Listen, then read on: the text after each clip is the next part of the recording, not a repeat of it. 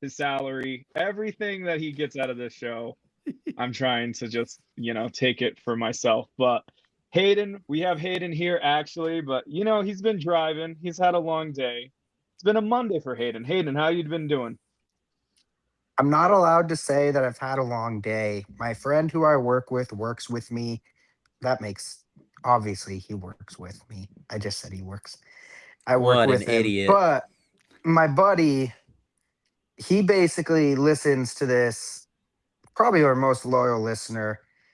And anytime I talk about work or complain, he gives it to me and he just goes crazy on me. So I can't say I worked hard, but David prepped so much and he tried to screw me in the points rankings. So I had to come on and True. just say that David, while he's trying to take my salary, I won't go down without a fight.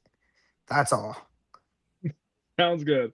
Well, actually, was really happy when I heard that you could join tonight, and I'm excited to hear your takes. We're also with another person who is in the southern part of the United States, LD, who just Not left. anymore. Yeah, no, we're gonna switch into Maddie, okay? Because Maddie now is in Utah, so he's more loyal to us, I guess. But Maddie, how are you feeling today? I am now known as Maddie of Midvale, and that is how I should be referred to. Eminem, I Mm. love it. Lord Matty of Midvale. Yes, I love it. Lord Matty of the Vale. Oh, I see what you did there. Mm. Very good. Very good. Yeah, everything's great, man. Slowly getting moved into the new place. Got to give all of my flowers this week to our colleague, Jimmy, who helped me move on Saturday, without whom I would probably be in the hospital with a broken back. So, Jimmy, love you to death, buddy. You're doing Jimbo. horrible in predictions, though, Jimmy. Not gonna lie, you're doing Yeah, horrible Jimmy. in predictions. Jimmy, you But yeah, suck at this prediction game. It's because he spends all his time helping out his friends. that's good. It's true. We can't have any Jimbo slander this week. Literally, my wife will hunt you guys down. I just love how he wants, like, I would say, an extreme consequence for losing this thing, and he's the one who's like, probably, I don't know. It's only 3 games in. We can't say anything too much. But I feel LD, you like got disconnected. this is one of those things where every assertion is an admission. And Jimmy's like, hey, it'd be really funny if we make the person who loses get a tattoo on their butt and then proceeds to suck. I'm just saying, like, if you want to get a tattoo, bro, just say you want to get a tattoo. It's true. Yeah, He of has been course. doing that. No, but LD, you've been actually pretty good on the predictions. How are you feeling today? I'm doing pretty good. I don't know what that kind of curse was where as soon as you said my name, my Wi-Fi just dropped. But hopefully that's not too much of an issue throughout this recording session. I do want to go back though to something about Hayden. He was originally not going to be on the podcast, and so I want to let all the listeners know that Hayden went out of his No. way to type up a more than 500 word like thought text to all of us saying that he wasn't going to be on the podcast, that we were expected to share his thoughts. And I just want to let everyone know that after he typed up this novel of a text, the responses from the rest of the group were, Maddie, I can't read all of that. What do I look like? A doctor? And then the next text was from David, who said, as an English teacher, I would like this in MLA format. And then I went on to text, usually if someone misses a recording, they just don't share their thoughts. And so I just am happy, Hayden, that you're here to share your thoughts, and would like you to know I was not going to allow David to read your monster of a text on what you felt the team state was at this moment in time with you not being present. But I'm happy to be here, I'm just a David. yapper, Maddie, man. it's always good to see you. Hayden, of course, I love that you're here, but enough of this expecting that we're going to share your thoughts when you're not on the podcast for whatever week it is that you're gone. All right. I just We're gonna wanted stop that. David to have material throughout the entire thing, not share all Oh, at so you don't once, of trust in course. David? You don't believe in David as I a can't I have my host? own don't. thoughts. No, yeah, David just doesn't. He hasn't matured enough to have his own thoughts. I have to give him thoughts to have. So that's really what it is. It's just I'm looking out for David from the bottom of my heart. I'm I a can't good wait to hear guy. what Maddie has to say right now. I threw out the doctor thing because I'm still tagging Hato from last week. But his thoughts boiled down. I used AI to boil this down, so if it's wrong, blame That's AI. crazy. We overpaid for Morgan. We should sell Luna ASAP for whatever offer we can No, get and make Philip no. Quinton a DP immediately. See you next week. This is Love, Hayden. this is That's not what it true. says, guys. That's what it says. No, this I is attest. blatant lies. I will be suing. Hey, I'm man. taking you No. to court. There's nothing wrong with saying PQ should be a DP, man. The dude leads the team in assists. Let's go. Yeah, something. Facts. Sounds good. Well, should we start with some official news, my friends? Let's do it. First have Leagues Cup was announced. So that was announced earlier last week by Yeah. RSL that Tigres will be coming into town August 4th. You need to help me with the second one. Is it Mazatlan? Mazatlan. Is it my turn? Mhm. Yeah. Mazatlan. August 8th. And then FC Juarez August 11th. How do you guys feel Yeah, about Leagues sorry, Cup? David, sorry, David, let me interrupt you real quick. I am going to say, I did not think we would have someone that would be able to challenge Hayden in mispronunciations. So please do not get down to Hayden's level. I am pleading that isn't the case because it's just too much fun to make fun of Hayden when he doesn't say things right. And we can't have someone doing worse than him. Especially when we also have Stockton on the Royals side of the podcast that just also can't pronounce anything. So it's pretty elite combo whenever Stockton and should've I were got on the podcast. A pronunciation guide for that second one. Like Tigres. I got love that how one right. like LD throws a Snickers bar in the pool and then just drops off the podcast again. He's just having Wi-Fi issues. He does this every time that he doesn't want to talk to David. It's probably David's fault. Hey, man, Being I am honest. looking forward to Leagues Cup. I think that there are any number of parallel timelines where MLS and Liga MXs have already merged. Liga MXs, sorry. And I think that this tournament is incredibly fun to watch. I'm always excited to see Tigres come to Sandy and see what's going to happen. Hopefully we don't get a storm. Hopefully Dan Farnsey and the grounds crew can keep cats off the field because we don't need any further bad luck. I know a lot of people aren't excited about this tournament, but I am very much so. Hand up. LD, what are your thoughts on Leagues Cup?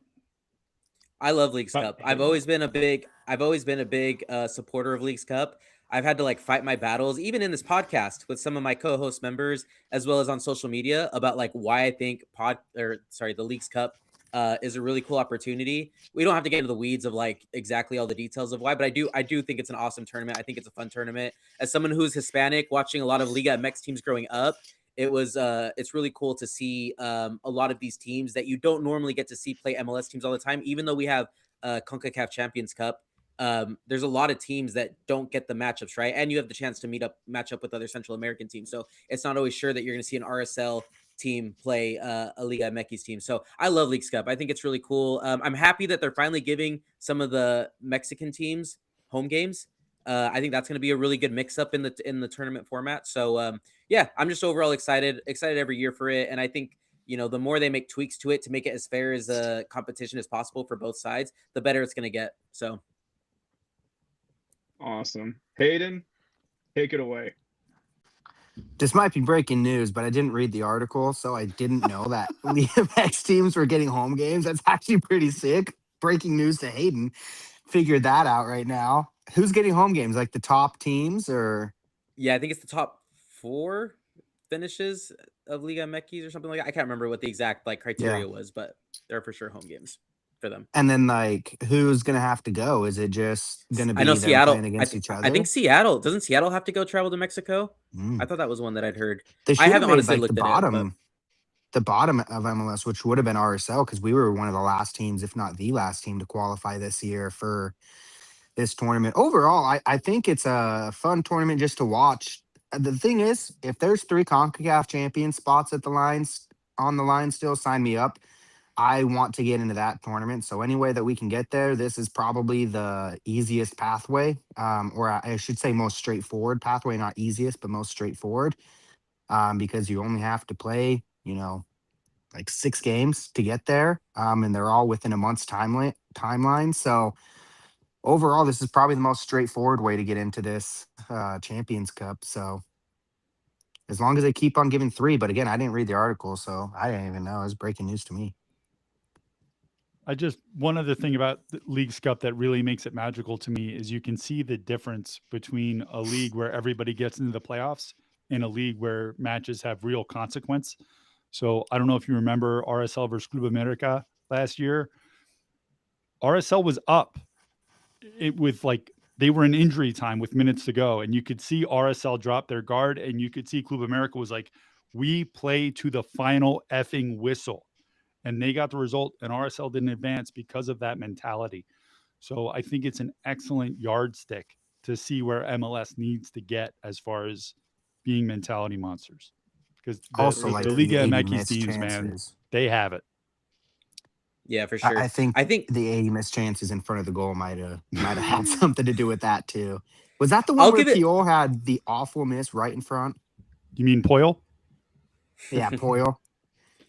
Yeah, Ripped his that was Achilles. bad. I'll give I'll give the RSL fans. I'll give RSL fans sorry. I'll give RSL fans some credit though.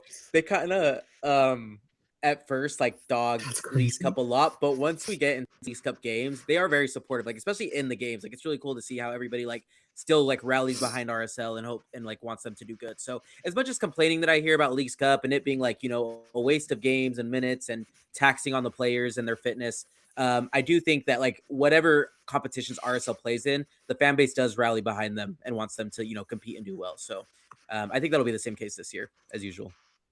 Yeah. And finally, with my thoughts, I like how Leagues Cup is evolving. If this was like Leagues Cup year 1, I would probably still have the same feelings. Like you're gonna take a month and a half break from league play, and all the Mexican teams are gonna come here, and all the commentator teams talk about how MLS is so much better than Liga MX.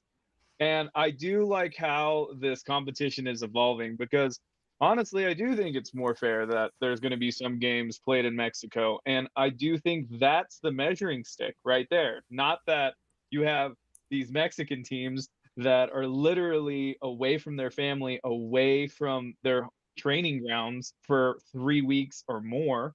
So basically, I'm happy with Leagues Cup. I'm excited to see what Real Salt Lake how they do in this tournament. And I've always seen that they've kind of added some youth at times as well. So they can experiment a little bit more without really having their, I would say, MLS league play diminish. So yeah, that was a piece of news. We also had a sad piece of news, of course, with Ari Piol having a successful surgery, but it means that he'll be out for the rest of the season. Now, correct me if I'm wrong, Maddie, but this potentially does open up a U22 spot and an international spot. So both of those, if they put him on season-ending injury list, which there probably is no reason, like why wouldn't you?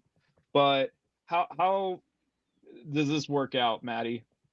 To the Beal's best, injury. no, to the best of my knowledge, you're correct. They can put him on season ending PUP, and then replace him if they want to. LA Galaxy famously didn't do so when Ricky Puig went down with the ACL, but that's because they thought they could have him at the end of the year. With Ari, I'm not sure that that's realistic, even though I know I pushed back on your tweet because they never actually said for sure he's out the whole year. I've spent entirely too much time down a rabbit hole trying to find out the quickest people have come back from ACLs. And the answer is, who's that guy that I couldn't stand? Zlatan Ibrahimovic came back in like 6.5 months, and Jordan Morris came back from one of his in less than 7 months. But generally speaking, it's 9 months. So for all intents and purposes, I think we can say that Ari's, done for the year. I'm glad that his surgery went well. I wish him nothing but the best. I hope that he gets to use this year, in the film room, watching other forwards, staying around the team, staying positive, because, we've had him on the podcast. He's just such a great young man. Do we know if Well, there's a and timeline? Oh, sorry, Odie. go ahead, Hayden. I was just gonna say, do we know if there's a timeline that they have to put a player on that season-ending list? Like, do they have a deadline, or can we just wait until June, see if we need to open that up for the summer window opening in, July and August? Because if there's no timeline, then we're not adding a U22 now, so there's no real reason to put him on it unless we really need to add an international spot. I can find out at training tomorrow, and then I will reply to the tweet that drops this episode. I'll reply to that with the answer to your question. How's that? Oh, yeah, Maddie. That's great. Yeah, it does say on the press release that he is expected to miss the remainder of the 2026 MLS season. And I will say that with international spots being as valuable as they are right now, it probably would make sense to put him there. But I think there's a bigger discussion to be had.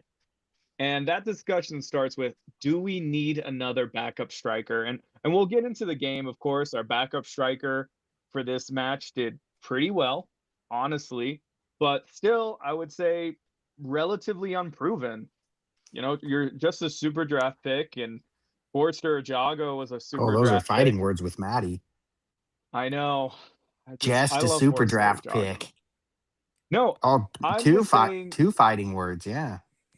I'm just saying he's not as proven as a lot of backup strikers in MLS. Typically, your backup striker is at least at a TAM level, and we had that for many years with Anderson Julio. But LD, I don't know, Hayden, anyone can come up and fight me right now. But This is do all. you This is think we Maddie's. need a backup striker? I'm gonna turn the mic over to Maddie because I can just see it brewing within him. I guess my question is, do you consider a Mecca Anelli a TAM level player? Because He currently is not one. He's injured, but when he's healthy, do you consider him TAM level? I mean, he's just a super draft pick. But he grew into that, right? Like, we didn't And start and him and as a Sergi TAM can't. player. Sergi can't grow into it. If you know what, if you want, how about this? Because otherwise, we'll just drag down into a pit of us fighting. Let's talk about the match. And every time you guys are talking about a play, I'm going to point out something about Sergi Salans that I promise you didn't notice. Because I think this guy's got all the tools. I think he can be a unicorn striker for us. I think he can be a 15-goal scorer. And I want to present my evidence. So let's talk about the 90 minutes that we've seen him play as a starter. Okay. That's what you get for trying to take my job, David. Maddie from the top ropes. I'm never doing this again. 15 goals is kind of wild, though. Yeah, that's kind of crazy. All right. Starting that sentence off with talking about going again, you knew Maddie was going to go crazy, and then bringing up a Jago too. I was like, "Oh, David, you did it! You broke the golden rule." Wait, a Jago. I love it. A Jago has a tool. Okay. He's large and physical. And if you get him the ball inside the 6-yard box, he will almost always score, which sounds simplistic, but think about all the people who missed from there. What Forster didn't do as well when he was with RSL is dribble. And yet for some reason, they kept getting him the ball 30 yards from goal and then acting surprised when it went horrifically badly. Okay. Sergi, I think, has a lot more tools in his bag coming out of the gate. I agree. And before we even talk about him, let's just say that he's faster than you think, because I've been watching this dude in training, and you can't coach speed. It's something that Ari has, something that Sergi has. When we talk about his first goal, I'll tell you right now, Ari doesn't make that run. Okay? Morgan hits the pass the way a European would hit that pass, and Sergi was on the exact same page with him. Okay. When Morgan hits the pass, Sergi and the defender are kind of next to each other. Sergi runs behind the defender, and every other MLS striker that I ever see runs in front of their defender, making it very easy to defend him because the ball and the defender the ball and the striker are on the same side. The defender doesn't have to turn. When Sergi runs behind him, the defender has to turn and look at him for a second. That's how Sergi got separation. Then he looks the goalie down and hits it to his right. That's not the only thing I want to talk about Sergi, who will be getting one of my stars tonight preview. spoiler alert, whatever you want to call it. That's not the only amazing thing that he did, but it is something that while you can coach it, it's spotty, okay? And I love Bobby Wood. That's not a run that Bobby Wood would have made. And if you think I'm wrong on that, then go ask Pablo, because I bet Pablo would back me up. For sure. I do want to put it out there. I'm not a Sergi hater. Okay. I'm just saying that. I just think that when obviously you have a player that like goes on a season-ending injury, are we gonna go get a replacement or are we gonna just stay content? And I'm fine. I loved what Sergi Sloans did. I loved it. Hayden. If we need like a big money guy at that position to make you happy, then just think back of what you saw from Emmanuel Latte Loth and ask yourself whether he would make you happier than Sergi right now. I don't think you need a $20 million striker. player. Well, one, I think that's like, I don't know. I think that's different because Olatunji's the 9, right? So if we're talking about a backup 9, we're not going to go get a $20 million striker. But I didn't even think Piol should have been the backup striker. And that's mainly because I have now seen enough to be confident that Aiden, Gozo, Morgan all need to be playing with Olatunji. That's 4 guys in the attack. Only 3 of them can actually play. You can't play everyone that wants to be or that we really need to play. So having a backup 9, I don't think we need one. I think we have a good enough player with Morgan to go into that 9, with Gozo to go into that 9. And are they going to play the most traditional spearhead 9? No. Is this a team that really needs that traditional spearhead 9? I don't think so. I mean, we've seen Piol these first couple of weeks where he's been playing really well. It's been more in the midfield. That's where I've really liked his effort. That's any of those guys can play in the midfield very well. I mean, we're talking about this game, Salons, where he played really, really well in the midfield. He does make terrific runs, but he puts so much effort into the midfield area where any of our other guys can do that as well. Olatunji is much more of that traditional 9, which I think will be a good spearhead. But I think that we have enough attackers to make work, and we don't have enough. There's not enough international spots to go and sign a new one. There's not enough roster spots to go. We already have the biggest roster in the league. So I really don't think that there's any need to go sign one. I didn't think Piol was one. And I was fine with it being Olatunji and the others. Whoever needs to play that 9 can. We don't need a traditional spearhead 9 with the guys that we have. It's obvious that we can work it out with or without the traditional. But overall, Olatunji, hopefully just getting back to health. But I'd love to talk about the game. Okay, sorry. Yeah, I know. I did some news and a discussion. Okay, I was gonna ask LD, but when your Wi-Fi is bad, you don't get to talk. So availability: Anelli, Yedlin, Piol, Henry, Luna, Olatunji, all out. We have the lineup: Cabral, Quinton. I say that with like enthusiasm, and then Justin Glad, Lucas Engel. That was your back line. You had Xavier Gozo as the right wing back, Luca Moisa again as the CM. And then No Caliscan, you had Sanabria as the left wing back there. And then Aiden Hazard-Khani, Sloans, and Morgan as your top 3. Now, we already kind of went through that first goal. So that was the goal that started off the game, 1-0 in the 24th minute. Really, Morgan takes that ball around the halfway mark and then picks up his head and places a perfectly weighted ball to the left of the defender and Sloan's. And he just beats him with pace, right? And just like Maddie said, he looks the goalkeeper in the eye, slots it home, clinical as can be. Also, really good celebration. I thought that was amazing. But how do we feel? That was 1-0 up at Atlanta. That kind of surprised me as I kind of predicted a loss, but the boys started off pretty strong, didn't they? I mean, if you go back to the Oh, sorry. No, I was just gonna say, I think when you have this guy who's basically getting, his first, no, not basically, he did get his first start with the team as the guy who, and it was like you said, it wasn't a fluky goal, right? It was a fantastic run. The timing on his runs are ridiculous. Like he does so well at matching up to make the defender um, have to really pay attention to the attacker near him because, um, which is Solans, because he just does his timing so well with these runs. So, but the fact that he put away the goal that he did, and that was the first goal of the game, and like we were looking kind of all right, but then we kind of, got into a point where we were really under pressure with Atlanta.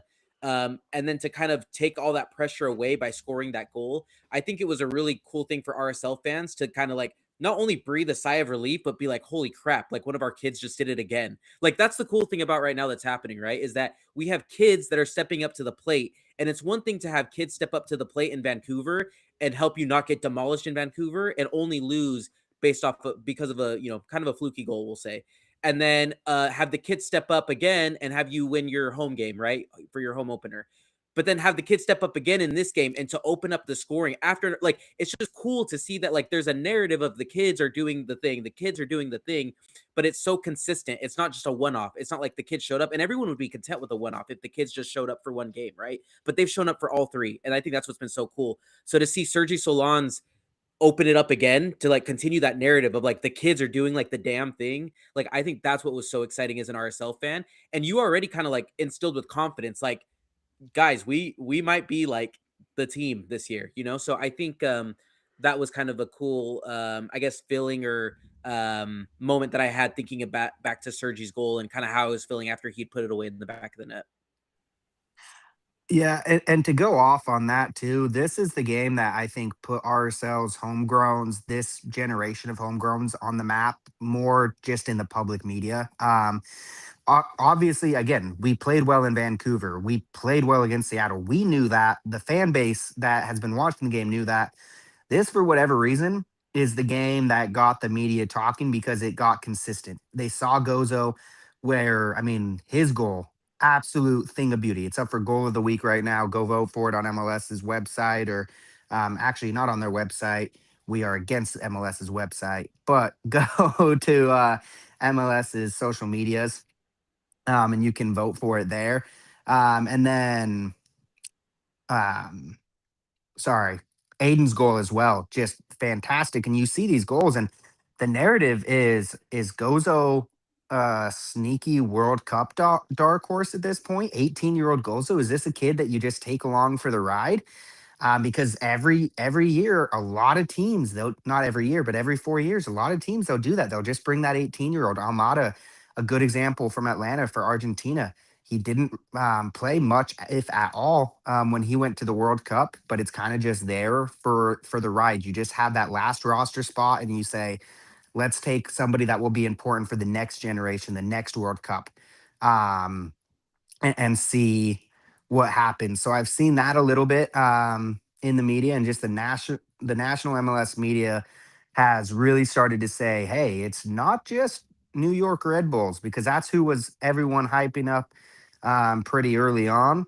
But right now, RSL's getting a lot of hype because of the kids, and I just don't know how Pablo Mastroeni's not coach of the week. You go on the road, you're incredibly heavy underdog to an Atlanta team that has all these attackers. Again, this Atlanta team, they are a mess. They are really bad. They need to blow that thing up. I don't know how you fix it when you spent that much money and you have a coach of that prestige and everything. Like, that's a whole nother conversation. But the fact is, that was their home opener, and RSL took it to them from the very beginning. We did not look outplayed, which is what I thought. I thought the only way we got points is a smash and grab, and we looked very, very good with teenagers in that goal with Salons. I mean, sir, he finished. That's all we want. We've had that nine. We've had 1v1s. And how often do we actually see them put it away? Not very often. So that 1v1 where he looks off the keeper, puts it away as smooth as you like, fantastic from him. Super happy. And if you go back and watch the just the recap, okay, this is the year my New Year's resolution is I'm not going to make people go back and watch the whole match to see what I'm talking about. If you just watch the recap, Morgan Giavogi has a brilliant chance inside the first minute. I think it's about 43 or 44 seconds if it had hit the net, but it didn't. It was deflected into the crossbar. The ball was passed to him by Gozo, who got the ball from anyone? Super draft pick Sergi Solans, who was facing in the sideline, had two defenders behind him, and spun and chested the ball between the defenders and onto Gozo's foot. Sergi Salans, remember the name. Okay, and to clear my name, I love the super draft. I believe in what Jason Christ says when he says we have to use all avenues to get players. We can't just be really good at the academy. We have to really be good at every single thing because we're not going to spend $22 million on Latte Lot, which, Oh my aka, goodness. worst signing in MLS history, in my opinion. But it's starting to not even get debatable. It's starting to get really bad. I mean, he had really a nice bad. assist, but Yeah. we should stop and shout out all the people who are blowing up our chat. Thank you all so much for listening. Thank you for watching. Thank you for commenting. We love you guys. Thank you. And ladies, thank you so much. Will say his assist is his 10th goal contribution to Atlanta in a year and a little bit of a start, you know, but still not good enough for 22 million. No. But okay, yeah, we go into Aiden's goal. I was about to say Hayden, which you didn't do anything, right? I did everything. We have Aiden's goal, which he didn't even go to the game. Played a good what a slacker. You guys.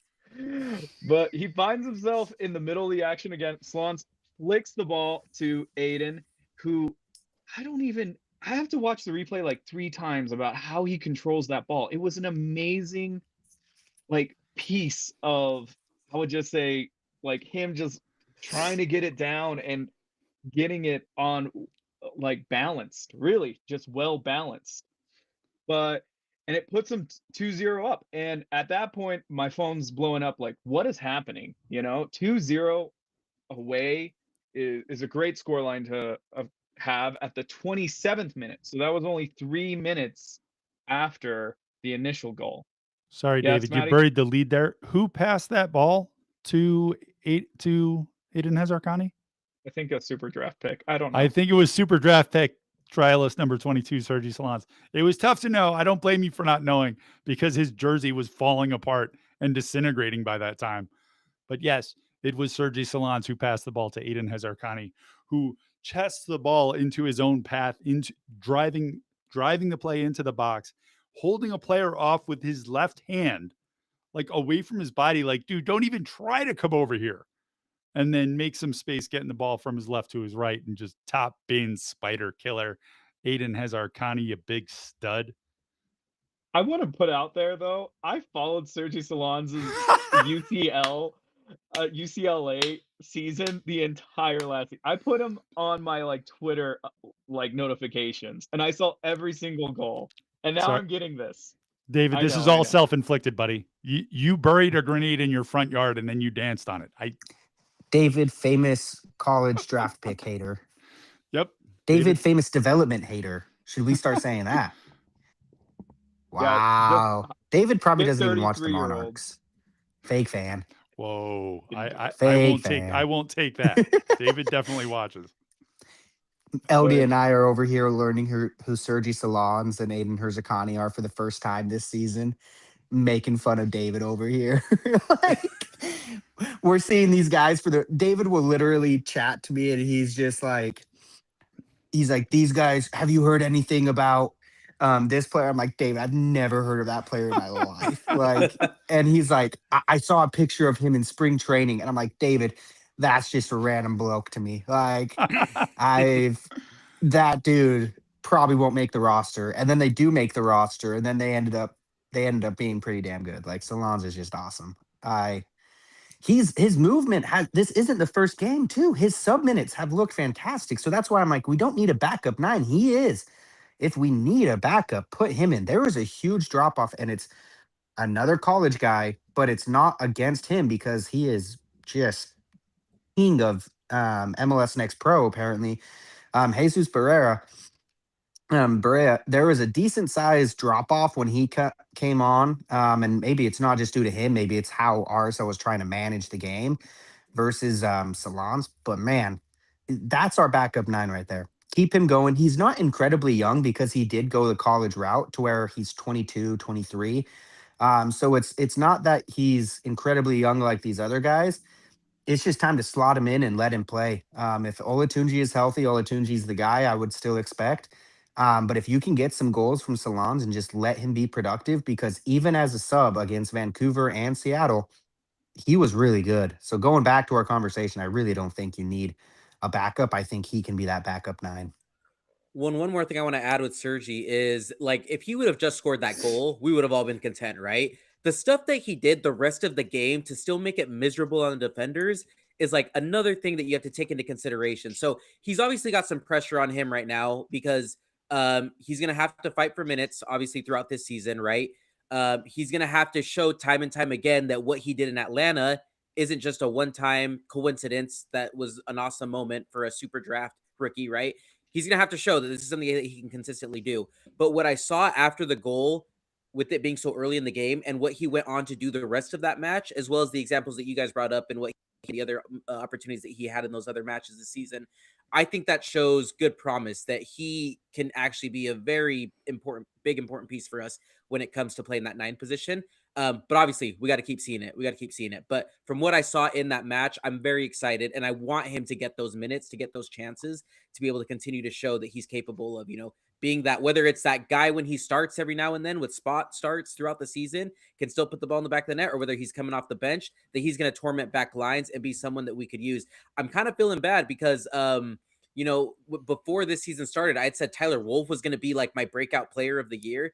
And I guess Sergi would more be like a newcomer player of the year, but like he is like gonna be my guy that I think like he's gonna be the dark horse that came out of nowhere, and everyone's gonna be like, where did this guy come from? Besides Maddie and David, who knew all about him before he I, was I think ours. it has to So be Aiden right now, though. If you're just talking about breakout player of the year, it has to be Aiden. I mean, it's Luca Moisa, who he was subbed out at halftime, but there's been a couple guys who was just we're playing all these freaking teenagers that the college first round draft pick who's 23 is like, oh yeah, he's also really good. It's 22, it's crazy.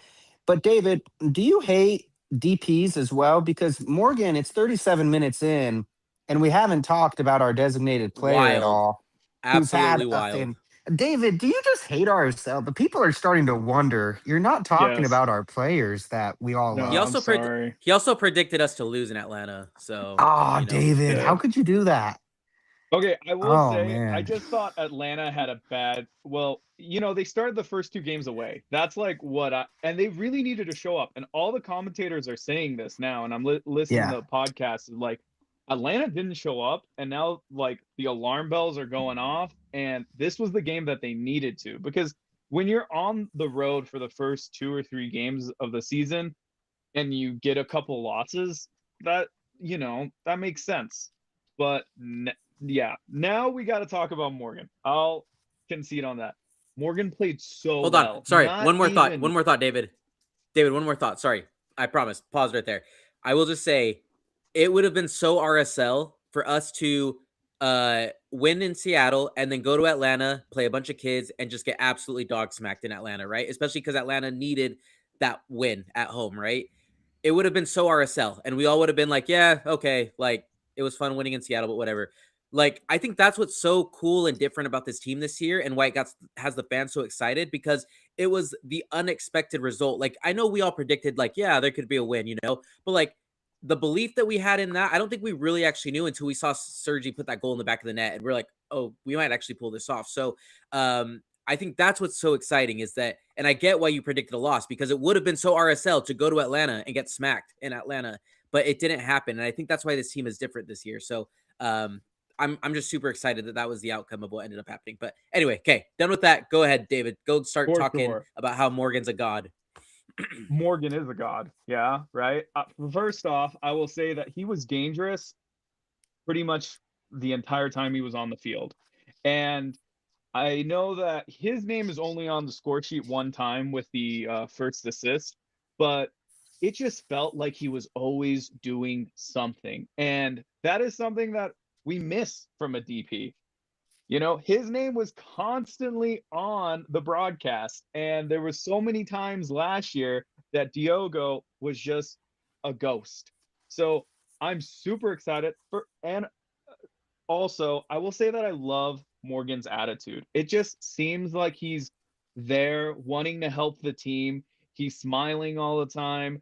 He is providing. I would say, leadership to a young attack as well, because, Sergi's not going to get that ball from pretty much anyone else.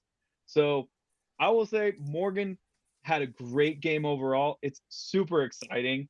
Maddie, any thoughts? Because I guess I overlooked our beautiful DP that Hayden so rightfully pointed out.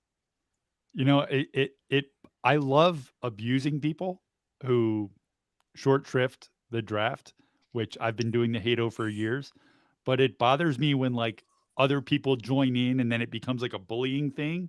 And I almost feel bad for you, David. So I apologize for starting that off or for kicking that off. I think The the word thing, almost was still in there. well, I'd like to again go to our chat, and people are pointing out that Morgan has looked dangerous from the first ball, and I just want to restate something I just put in the chat. The thing that I love almost more than the ball he played, his first ball against Vancouver, was that he was demanding the ball from Jay Glad the second Jay Glad got it, and Morgan clearly already knew what he wanted to do with it. And again, like he and Solans are on the same page, and I love that demanding for the ball. And it's something I always wanted to see from Diogo, and I very rarely did. It's something that I treasure about Diego Luna. Even 2 years ago, when he was a younger player on the team, he was, when you watch him play live, it's not always on the broadcast, but with live, he is constantly screaming, I'm open, give me the ball, give me the ball, give me the ball. I want players like that on my team. I thought that Morgan was feasting in the half space between Atlanta's back four and their D mids. And as much as I loved watching him do it, it was frustrating to watch Miggy Amarone doing the exact same thing to us. He kept getting into that space between Noel and Moisa and our back line. And then the announcer was like, wow, he's getting a lot of space. And I'm like, he's doing the exact same thing that Morgan Giavogi is doing. So I love the idea that maybe Morgan can do it against our guys in training and show them how to deal with somebody like Miggy Amarone, who's, top tier player in this league. He's a little older, a little slower, but he's got the experience. Clearly, he was carving us up. So, yeah, I'm a huge fan of Morgan, and I can tell you personally, just from chatting to him, there's no ego at all. He's a very pleasant, like, hey, how you doing? Nice to see you. Thanks for coming out. Like, great dude. And everyone seems to love him around the club. So he's someone that Kurt, I don't know if he said this in public, but I'll tell you that this is a player that RSL has had their eye on for a long time, and that they wanted to get him before he went to St. Pauli. And unfortunately it didn't work out. But they were over the moon. And it was like there was no question when it was possible again, they were like, yes, what do we have to do? They've wanted this guy for a long time. They feel like he fits the RSL philosophy, and I agree. Yeah, Maddie, going into what you were saying about demanding the ball, he was doing that the entire thing with Sanabria too. What I loved about it though was he wasn't, you kind of mentioned like Luna 2 years ago was awesome. The one thing that Luna wasn't doing great 2 years ago was making the space necessary to get the ball. And so when he was asking for the ball and getting frustrated, it was like, well, that wasn't really the right spot for it to go. So it's like you're kind of just getting frustrated over kind of dumb things. Now Luna obviously has grown it's very infrequent when we see him demand the ball when it's not smart to pass him the ball. The thing I loved about Morgan is when he got the ball in the wrong spot or didn't get the ball, he was very much showing Sanabria with his arms, I want it here. And the next time he got played the ball, he got it exactly where he wanted. Now, obviously, I think that's something with Sanabria and Morgan, that's going to be a lethal duo. And when Luna comes back as well, those three working that triangle, that middle of the field, and that middle leftish of the field, it's going to be disgusting when they get some chemistry. Right now, it really is kind of insane to see it where I'm like, Morgan's been with the team for like 2 weeks. This is his first start. And he's like, yeah, you're seeing some missed passes from Sanabria. And I don't necessarily think it was all Sanabria. I think that Morgan is just a player that's very specific with where he wants it. And Sanabria can obviously make those passes. It's not a normal player that he might have been used to. So now, again, whenever Sanabria made those adjustments pretty quick. So he had, if you go and back and look at this game, I think he had the most giveaways on RSL. But it wasn't really due, when you actually go and watch the game, it was due to more miscommunication. And the biggest ones was with him and Morgan. So that's what I love from Morgan, is demanding, but also making it clear where he wanted it. And I love the attitude of being pissed off and frustrated when where it wasn't where it needed to be, but it wasn't demonstrative. We've seen players where they are screaming at players, but he had the respect of the players to be like, no, I need the ball here. And he very much made it very aware with his arms. He looked frustrated, whatever, but it's not the stomping around, throwing his hands everywhere, and then not moving. He immediately got back on defense. He immediately tried to win the ball back, whatever it was. That's what I really love about him, is the effort is just more than we've seen from our previous high level, or supposed to be high level players, right? The effort is just there. It just looks different, and that's something where even if he's not a player that gets a ton of goals or a ton of assists, I can live with maybe not showing up on the stat sheet when you show up everywhere else on the field.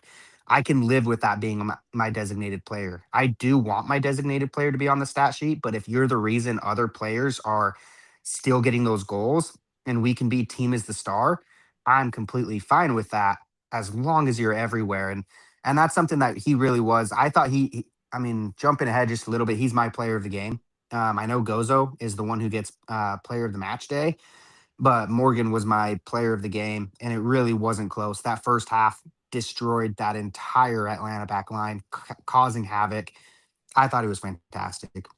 But Morgan is getting into too many like potential goal scoring opportunities where he's not going to be. It's not like he's going to be showing up on the stat sheet. You know what I mean? Again, this was Right. his first start. He barely got some minutes in the last game, but like the last game, he had that breakaway opportunity. If he could have like put that away a little bit more, he should have been in the back of the net. But again, it was literally his first time showing up for the team. This game, right? That I don't like that goal, that shot that he had that deflected and then ended up going off the post. Like that was going in. Like I was looking at the trajectory of that. That was going far side netting.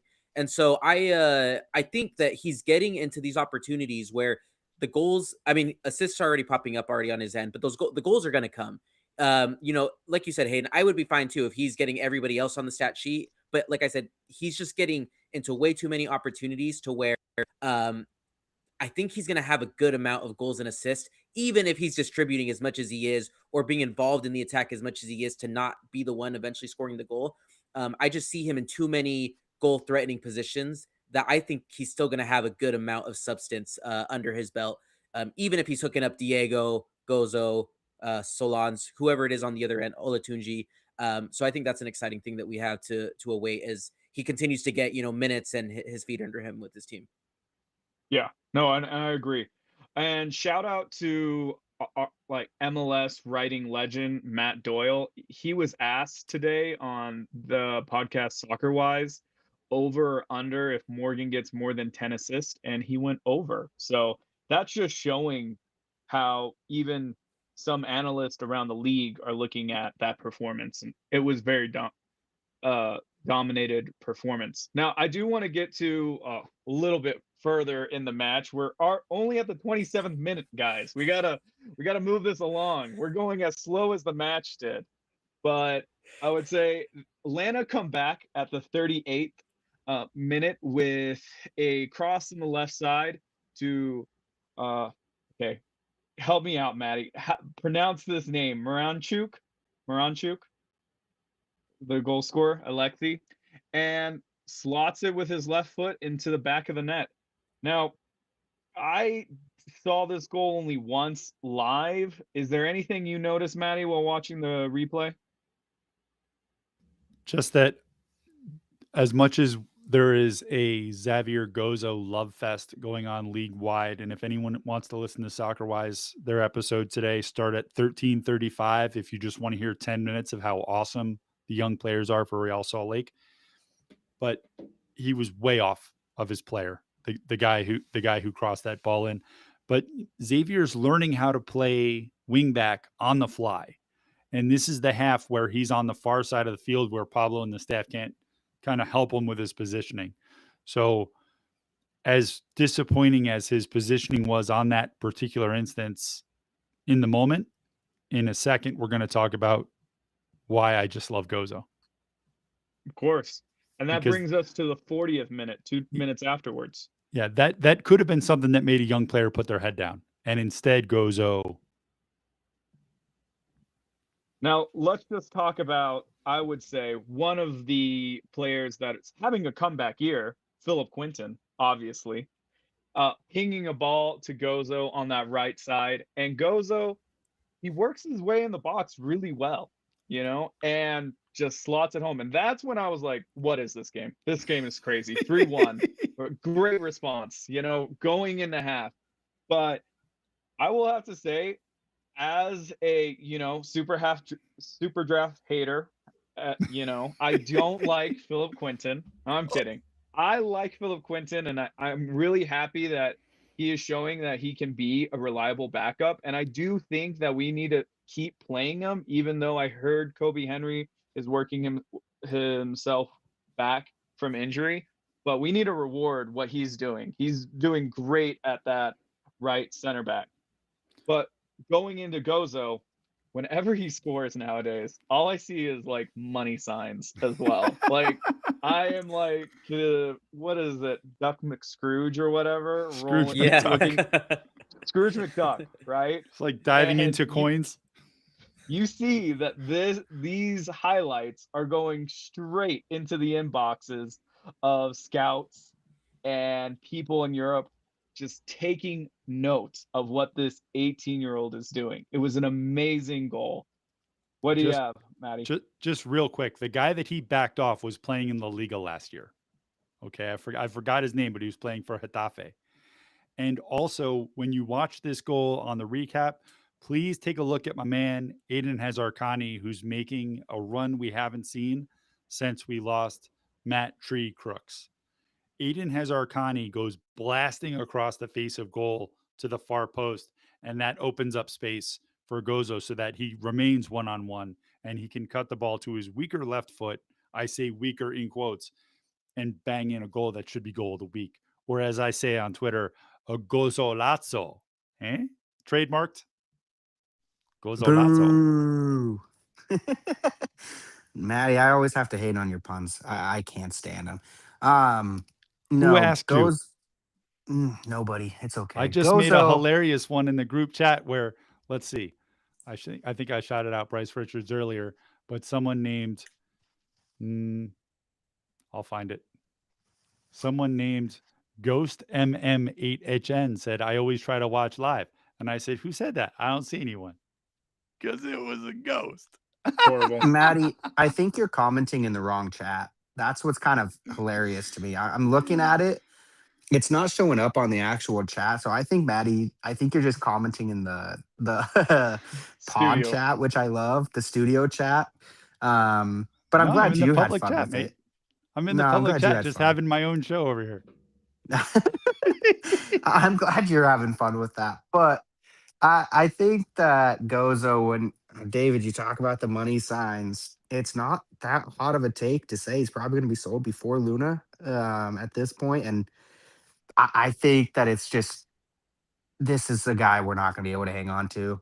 Luna, I can talk myself into how we can keep hold of him and how we can ward off teams and maybe just make him a long-term type player with his kid in Utah and everything like that. Like family's a big indicator.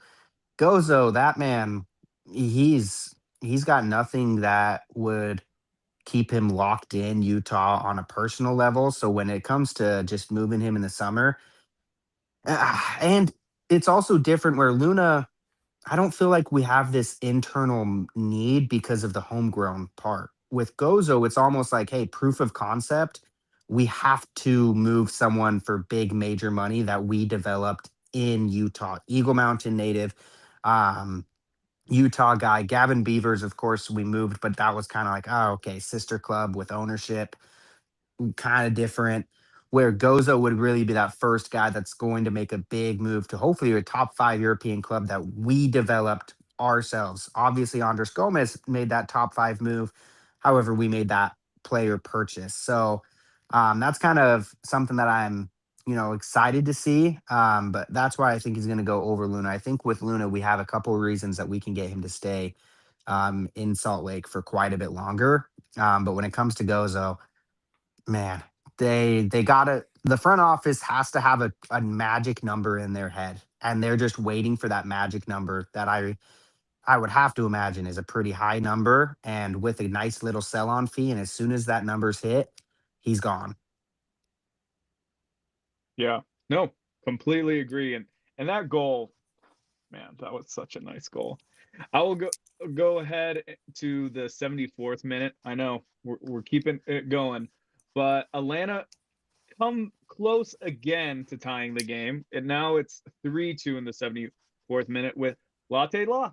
Okay, best DP in MLS history, giving an assist, dribbling around the left side of the box and sending a ball across to Moranchuk, who buries a right-footed shot into the back of the net for his second goal. He had a great night. The rest of his team didn't, but obviously you have a brace, and you're kind of happy for yourself in the stats, but really Atlanta looked really poor. And this game, like all the commentators are saying, was proof that something's wrong with Atlanta. It's not just that they had 2 games on the road, or slow start, or they're having some pieces that are not mixing well. One of the things I noticed too is Almiron really has taken a step back from before he went to the Premier League. Not the same Miguel Almiron.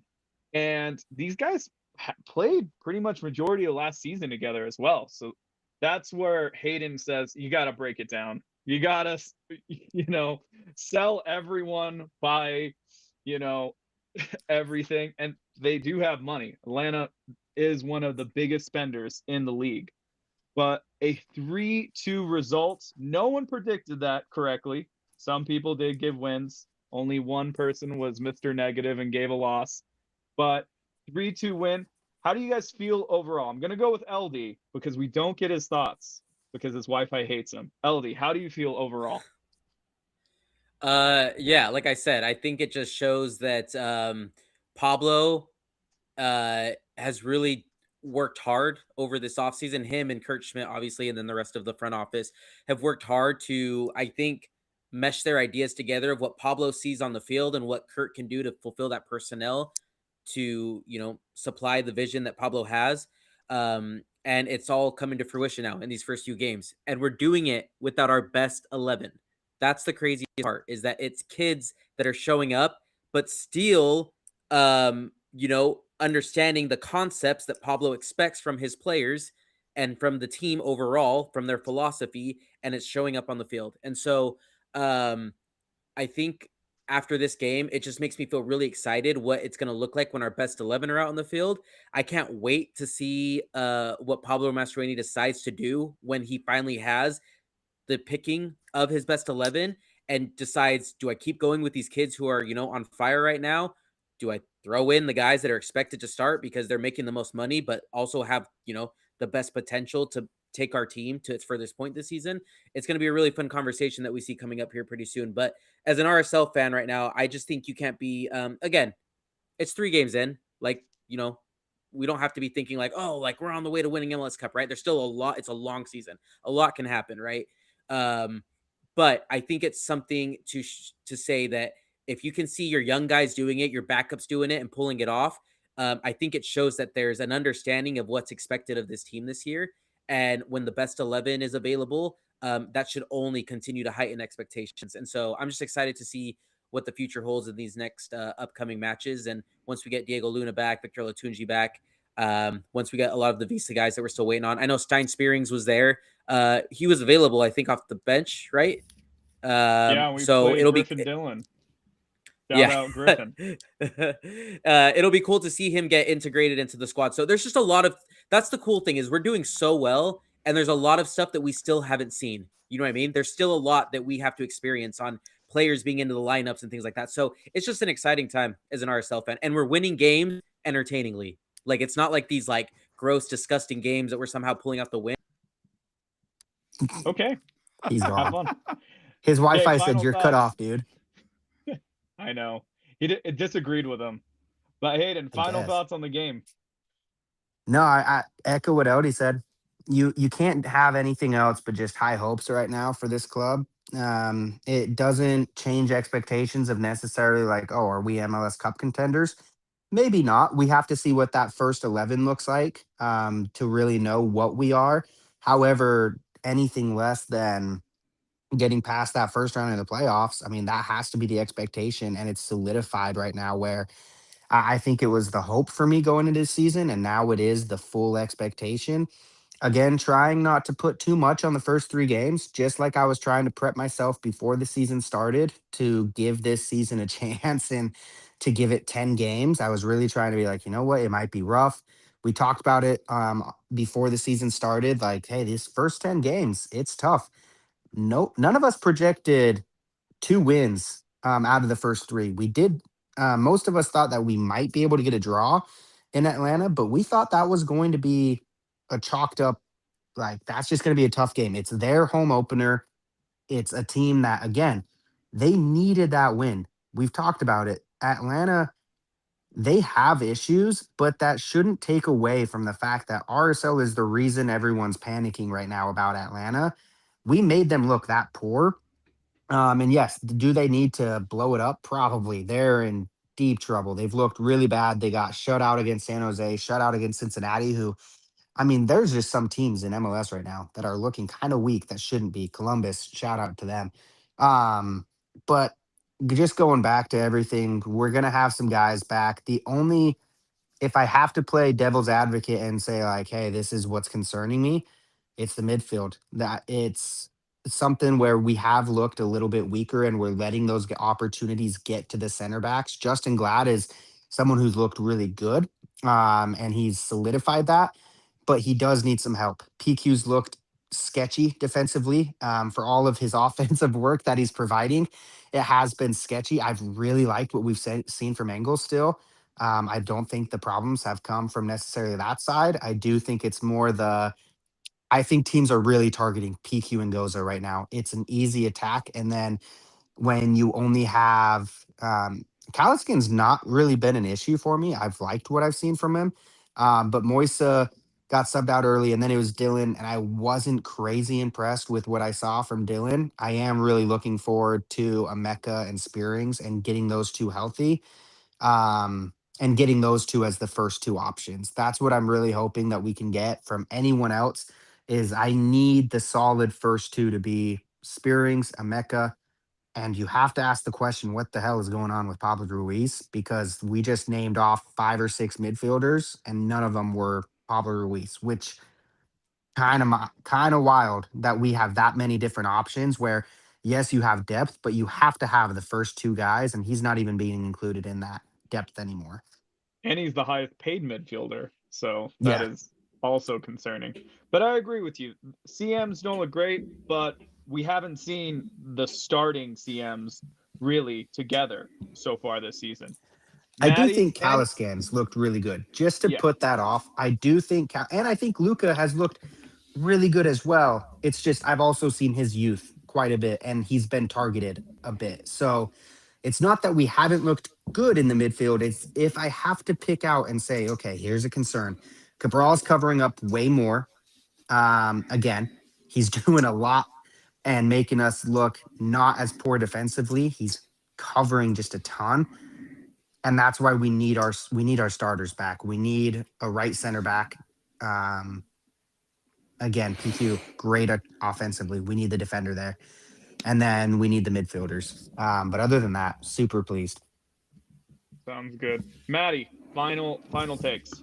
I want to point out that Noel Caliscan kicked off Aiden Hazarkani's goal with a defensive clearance inside his own 18 that instead of going height, width, and distance, he passed it about 30 yards to, I believe it was Lucas Engel, who then promoted it up the field. So good shout for you, Noel. I will not hear any Griffin Dillon slander for 45 minutes.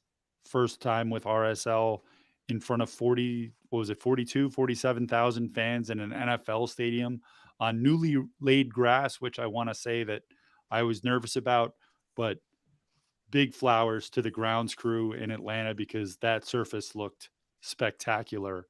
Good job, you guys. It And looked I great on think that, TV too. yeah, but I mean, more, I don't care so much what it looked like. I like that the seams weren't coming up. Mm, We've seen new laid grass before, and it doesn't always look right off the bat. The ball's like hitting divots and taking crazy bounces. sure. I didn't see any of that. The ball looked like it was playing true across the pitch when they were playing it on the ground. I thought Luca was unlucky not to get an assist. He had a beautiful ball to put Morgan in, and Morgan was just snake bit in front of goal. Like every shot was getting blocked. I love the youth movement. I love that the Academy Monarchs pathway and the draft, I'm including that in the developmental pathway. No matter what you say about RSL missing 5 starters, no one on the field, again, in front of a big hostile crowd, looked like they couldn't do it. If not as a starter, then as a backup. So I don't know if you guys remember Aiden Hazarkani when he came out of the box last year. It didn't look amazing. Sometimes you got to go out there, see what it's actually like, then take a step back, think about, what you did well, what you did poorly, and how you can jump to the next level. And I'm telling you right now, Griffin Dillon can do it. I have such high hopes for that young man. I know David does too. He's not a super draft pick, so I'm not slandering him. He's a homegrown. Dude's a homegrown. Also went to college. I'll just say, to put this briefly, 6 points through 3 matches. I'm thrilled. I'll take it. I'm happy. Yeah. With two With with two two of the them being 3 on away. the road. Yeah. Have to be happy. Yeah. Let's get to the next match. So we have Austin coming in, and Austin got a red card, I believe, in their last match, which I always kind of look at that to see how weak is the team coming in. And I believe it's to their left back, Biro. Bureau. They don't have Owen Wolf either, which I think is great for us. I think Owen Wolf is one of those players that does have a great future. Vasquez is out. Taylor is out. They are missing a lot of pieces. That red card did not help. Let's just talk through predictions. I know I have Hayden's, but Maddie, what do you predict for our second home game of the season?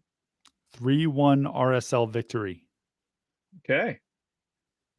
3-1, Maddie.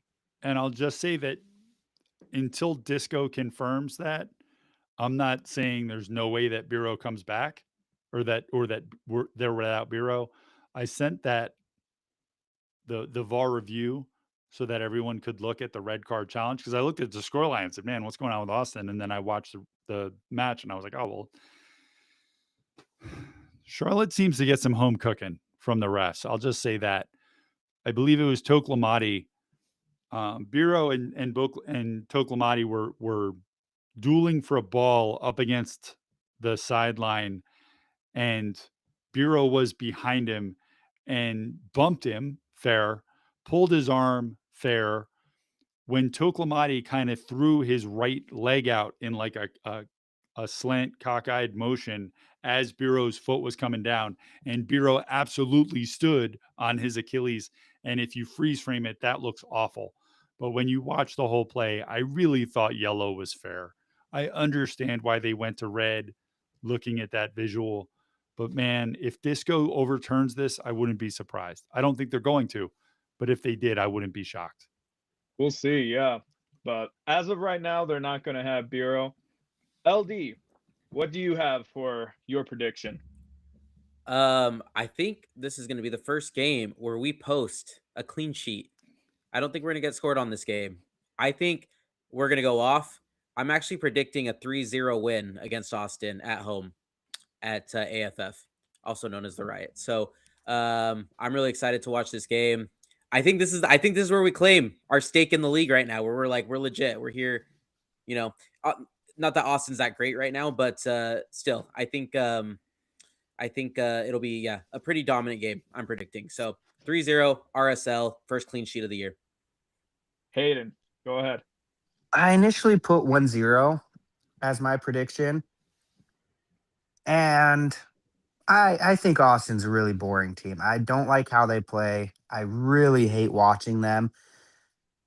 I don't think we dominate this team. I think that they are a team that's going to keep it close. They're just going to force the game to stay close. And again, it's kind of similar to Atlanta. They need to start. They spent a ton of money and they need to start getting a return on their investment. They have some really good individual players. Justin Glad, please don't go over to that right side too much. Jaden Nelson's over there. Uh, so stay away from him. We'll let PQ handle him. Speedy PQ. Please just Gozo. Just stay tight to that man. I beg of you. I'm actually going to change my prediction though. I'm going to go 1-1 draw. I'm going to say that after a really big win, I feel like sometimes you can just have a letdown week where you're feeling super high, and maybe this is where RSL does need to, like Matt or LD said, sorry, they prove everyone that this is where they belong. I'm going to predict that Austin is going to prove that they're still a decent team. They're going to hang around. They really need a result on the road here. We're unbeaten in the last 5 against Austin. We've played really well against this team. And a lot of these players have been on the team for quite a while now. So it is a team that we're familiar with. Their last win did come at the Riot back in 2023. So I do think that this is a team that we can beat, but I'm going to go a little bit disappointing. I'm going to say that they smash and grab. I do think Morgan's going to get his first goal, though. I think he will be on the score sheet for that solo goal, but I'll go 1-1. Sounds good. And I did forget, we didn't review our like stars of the game for Atlanta. I know Oh, that yes. was an Let's do that initiative quick. by, the old Hayden that, this is not even a show anymore. But we should probably just give it a shout out. A lot of people, I even have eight Haydens here. You put Aiden, Gozo, Morgan. I think that's enough said. We talked about it. Yep. They were all Good. pretty stellar. For me, I would actually just do really Gozo. I'll put Sergi as a super draft hater that I am, and then Morgan. So those are my 3. Jimmy put Gozo, Morgan, and Glad, which I think is a fair shout. Glad was great back there. Maddie, real quick, who are your 3 stars from the Atlanta game? In no particular order, I'm going Sergi Salans, Aiden Hazarkani, and this might surprise some people, Philip Quinton, deputizing at right center back, a position he hasn't played before, before the previous match, basically, is currently leading the team in assists with 2. So, got to give Future PQ some VP. love.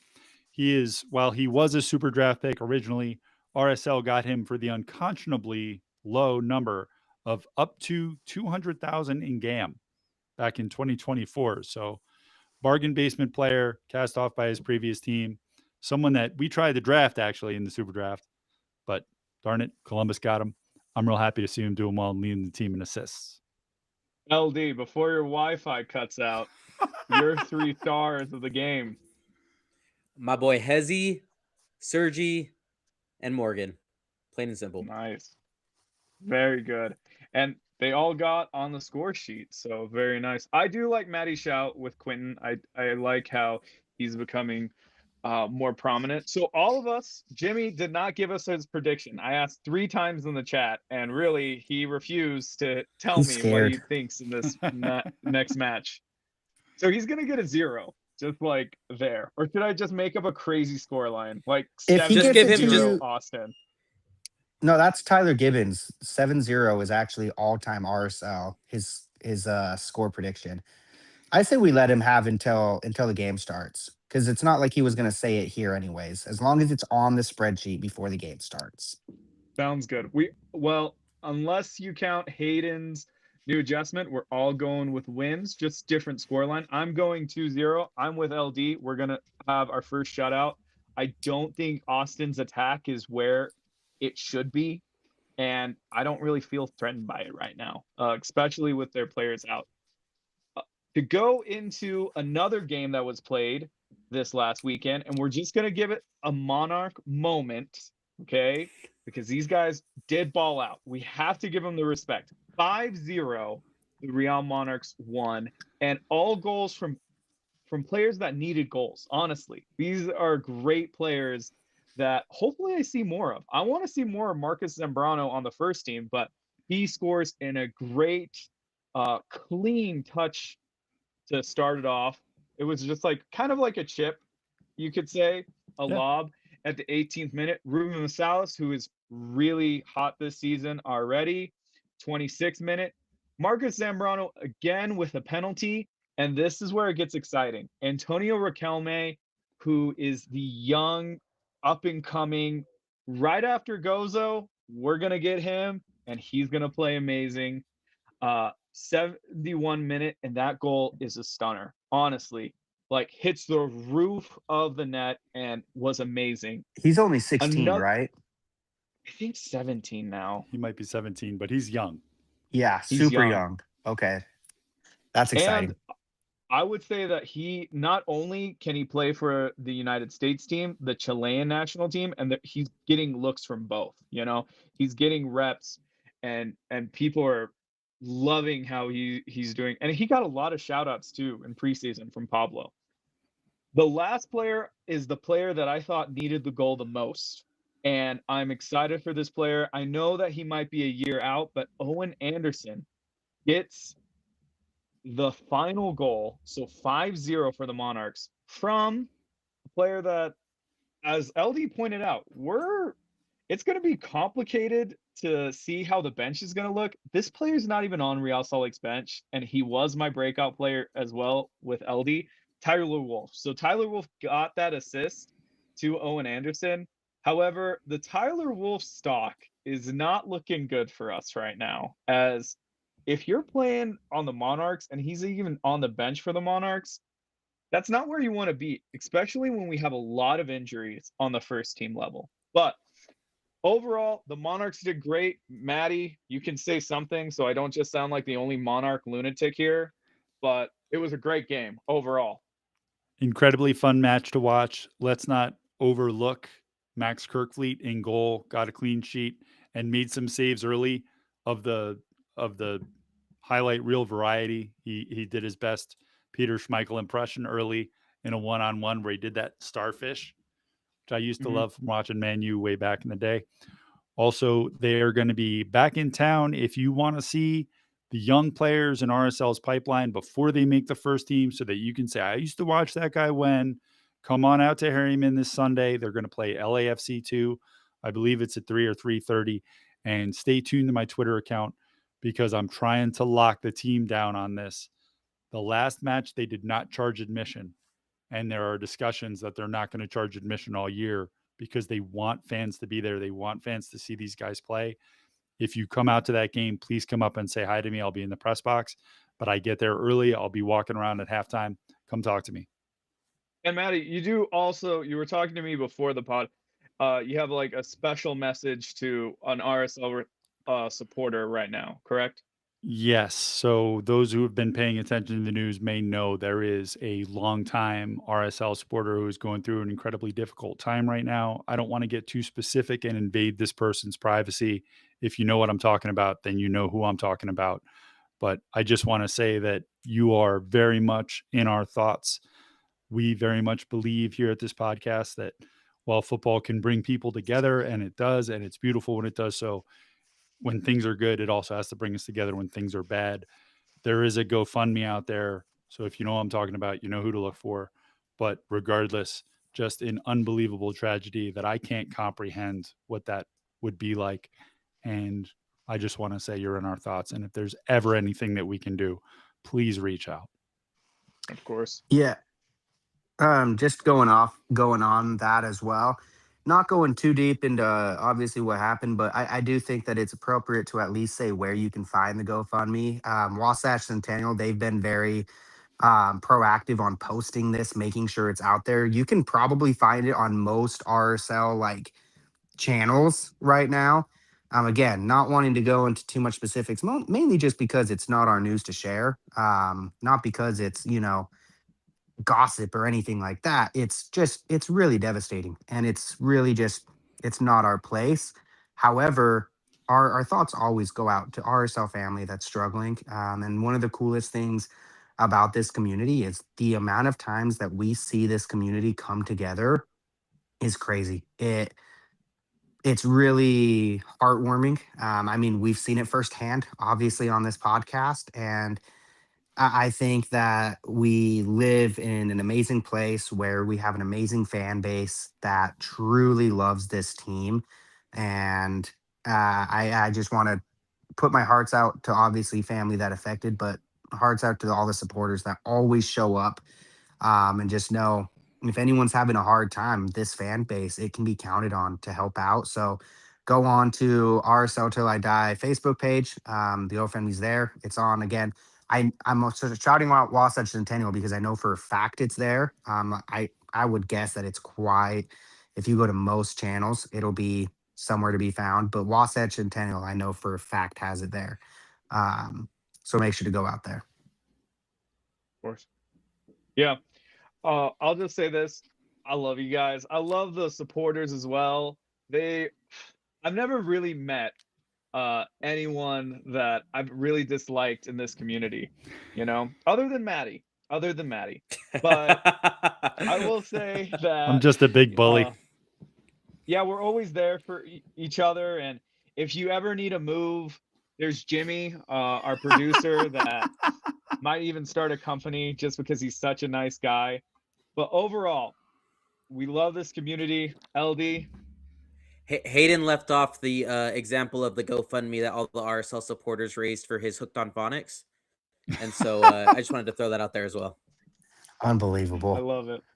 Okay, well, it is getting late, guys. It's Monday night, so I Getting certainly late. want to get some sleep. Ugh, Yeah, I can probably see for why you LD guys, talks about being in Florida all the time. This is terrible.